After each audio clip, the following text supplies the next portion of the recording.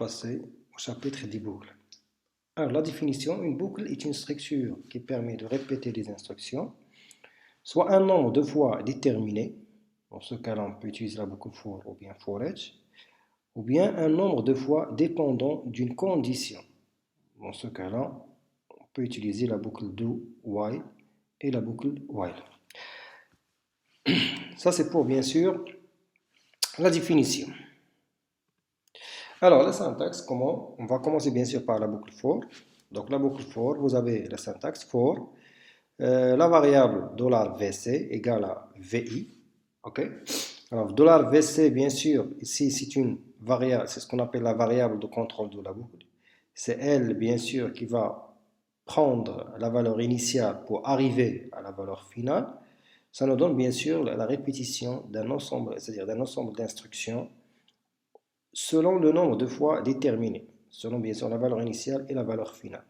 Comme vous remarquez ici, vous avez ici la variable de contrôle inférieure ou égale à la valeur finale.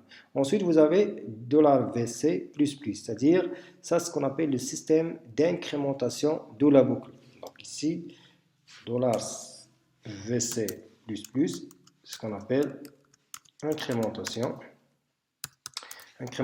de la boucle. Donc ça permet bien sûr l'étude de la variable de la boucle. Parce que tout simplement, on va commencer par une valeur initiale. Par exemple, on commence à 1 pour arriver par exemple à la valeur finale qui est 10. Comme exemple. Donc bien sûr, pour passer de 1 à 2 à 3, etc., $VC, ça va s'occuper de ça. Ça veut dire qu'il va incrémenter. Ça veut dire qu'il va ajouter à chaque fois à la variable $VC la valeur 1, ce qu'on appelle le pas. Alors, prenons l'exemple. Alors, dans l'exemple ici, vous avez for $i égale à 1, $i inférieur ou égal à 10, donc ça c'est la valeur initiale, $i c'est la variable de contrôle, c'est ça. $i inférieur ou égal à 10, donc 10 c'est la valeur finale. $i plus, ça permet d'incrémenter, bien sûr, la valeur de i. Donc à chaque répétition, donc bien sûr la valeur de i augmente de 1. Ok? Donc je vous laisse par la suite, bien sûr, le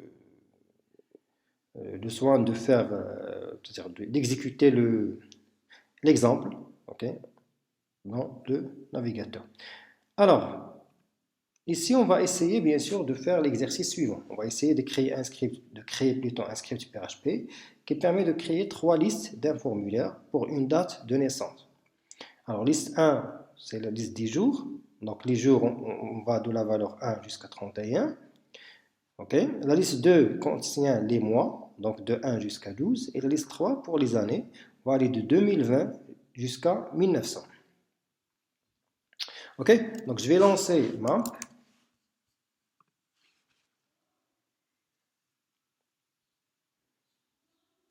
Je vais démarrer le serveur. Entre autres, je vais lancer Sublime. Alors, je vais lancer Sublime, pardon. Sublime, voilà.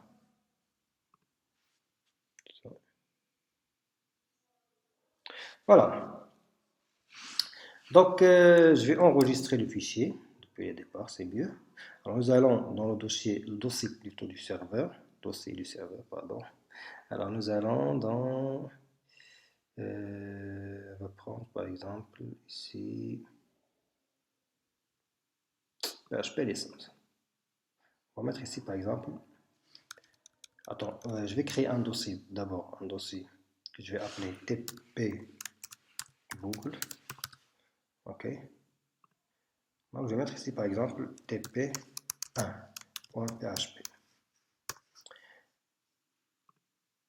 J'ai enregistré, pardon. Ok. Ok. Alors maintenant, revenons. Alors je vais mettre ici HTML, tabulation. On va mettre ici TP boucle, si vous voulez. Alors, maintenant, on va essayer de créer le formulaire. Alors, ici, dans le formulaire, bien sûr, on va ajouter la balise for. Action, je vais la laisser vide. Méthode, par exemple, égale post. Alors, on va mettre ici slash form. Donc, ici, à l'intérieur de notre formulaire, on va créer une liste pour les dates. Donc, je vais mettre, par exemple, label. Je vais mettre ici, par exemple, date de naissance slash label.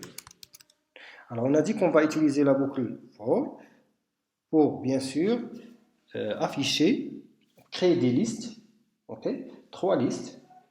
La première liste, c'est pour les jours, la deuxième liste, c'est pour les mois, la troisième liste, c'est pour les années. Alors, date de naissance, ici, bien sûr, on va mettre ici, donc, on va mettre, avant ça, on va mettre ici jour, on va mettre select,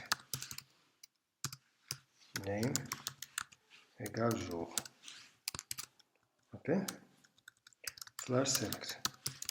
Alors, bien sûr, on va utiliser la boucle au niveau des options. Donc là, on va faire intégrer notre code PHP.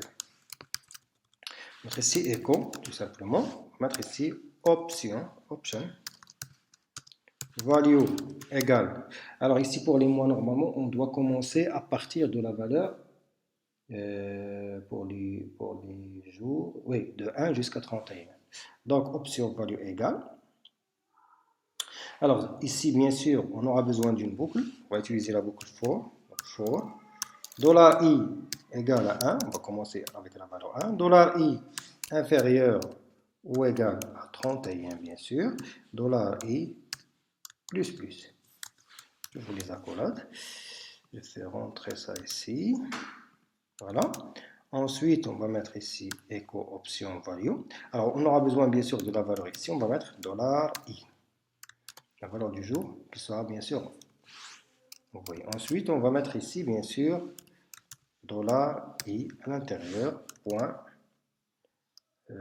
slash, pardon, donc on va mettre ici point apostrophe, ici slash option. Ok, donc si je ne me suis pas trompé, normalement ça doit donner. Donc option value égale. C'est bon, ici $i, ça va. Alors maintenant, on va passer ici dans PHP licence, TP boucle, TP1. Voilà, ici comme vous voyez, vous avez de 1 jusqu'à 31. J'ai créé une liste, ok. Vous avez les jours, ok. Alors maintenant, on va ajouter de même. On va mettre ici, bien sûr, les mois. Donc, mois.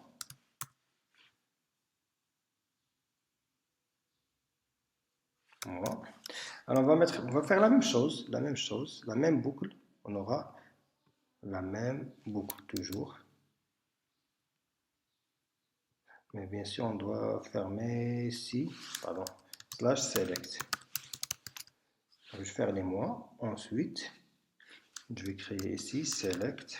Pardon, je vais mettre ici les mois. Ensuite, on va mettre ici, bien sûr, on va copier ça. Tout simplement, je vais copier la valise select. Alors, je ferme ça. Donc ça, c'est pour les mois. Ici, je vais mettre ici les années. Alors, là, bien sûr, vous avez ici name égale jour. Là, on va mettre ici name égale mois. Alors, pour les mois, on va de la valeur 1 jusqu'à 12, tout simplement. Ok, là, on va mettre ici les années.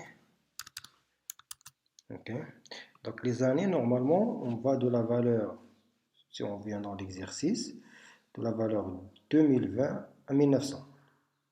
2020 à 1900. Alors, ce qu'on va faire, on va mettre ici, à partir de 2020, ici 1900, $i moins moins. Okay. Alors là, c'est le contraire, on va faire la décrémentation, puisqu'on commence avec une valeur initiale qui est plus grande, pour arriver à une valeur finale, bien sûr, qui est petite. Donc on a inversé, donc on doit faire ce qu'on appelle le contraire de l'incrémentation, ce qu'on appelle la décrémentation. C'est-à-dire au lieu d'ajouter 1 à la valeur de i, on doit bien sûr retrancher ou bien diminuer de 1 la valeur de i. Voilà, alors je vais voir qu'est-ce que ça donne. On voit ici les jours, ça marche. Pour les mois, ça marche. Pour les années, alors les années, il y a un petit problème, je vais voir. Alors, dollar I 2020. Ah oui. Donc là, il faut mettre bien sûr supérieur ou égal. Supérieur ou égal à 1900. C'est ça. J'actualise, donc ça marche. 2020, par exemple. Je peux aller jusqu'à 1900. Comme vous voyez ici, vous avez 1900. Ok, j'espère que cet exercice vous sera utile. Donc, je vous laisse. Ok. À la prochaine fois et